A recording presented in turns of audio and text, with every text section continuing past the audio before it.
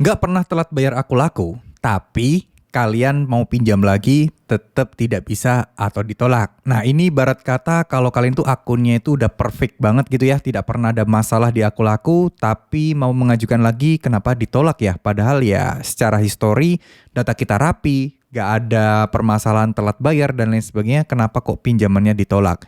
Nah, mungkin jawabannya cuma satu ya teman-teman. Jadi kalau untuk masalah seperti ini tuh memang bukan semacam kayak rumus matematika atau perhitungan apapun itu yang satu tambah satu sama dengan dua, enggak.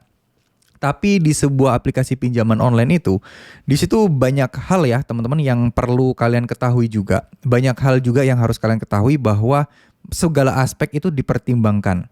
Jadi, yang mungkin kalau kalian merasa akun kalian itu baik-baik saja, tidak pernah ada masalah, bisa jadi masalahnya bukanlah di diri kalian, tapi di aplikasinya sendiri. Dalam hal ini adalah aku laku. Misal aku laku dalam hari ini udah terlalu banyak over limit mencairkan pinjaman dari banyak nasabah, sehingga tidak bisa meminjam lagi dan baru dibuka lagi besok atau periode selanjutnya, itu juga bisa kemungkinan terjadi. Jadi jangan hanya menyalahkan diri kalian ya terkait hal kayak gini dan gak usah terlalu dianggap pusing karena memang sejatinya gak selalu kok kayak gitu. Ya, oke.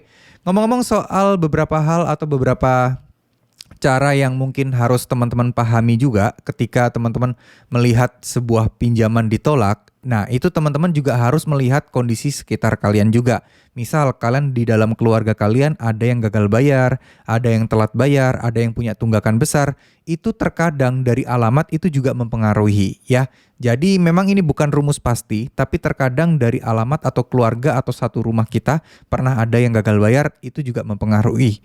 Cuman harusnya kalau teman-teman yakin sebelumnya belum pernah gagal bayar sama sekali, berarti ya bukan karena itu alasannya. Nah, solusinya bagaimana? Jujur, tidak ada solusi terkait penolakan seperti ini. Nah, cuman kalian harus memastikan apakah akun kalian ini ditolak karena ada percobaan akses ilegal di akun kalian. Katakanlah gampangannya akun kalian mau dihack orang nih, tapi orang itu gagal. Nah, itu kalian harus tanyakan dan konfirmasikan kepada customer service-nya. Kenapa nih akunnya? Apakah ada percobaan hacking ataukah akunnya diblokir atau dibekukan atau gimana? Nah, itu kalian harus tanyakan ke customer service dari Aku Laku.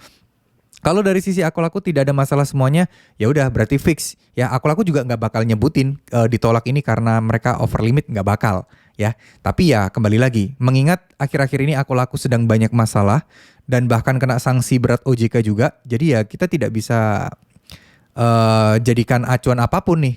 Karena ya mungkin aja Aku Laku lagi memang benar-benar dibatasi untuk aktivitasnya. Jadi ya wajar-wajar aja kalau memang masih gagal. Nah, untuk selanjutnya apa yang teman-teman bisa lakukan agar pinjamannya bisa dilakukan kembali adalah ya dengan hanya menunggu dan melakukan aktivitas seperti biasanya.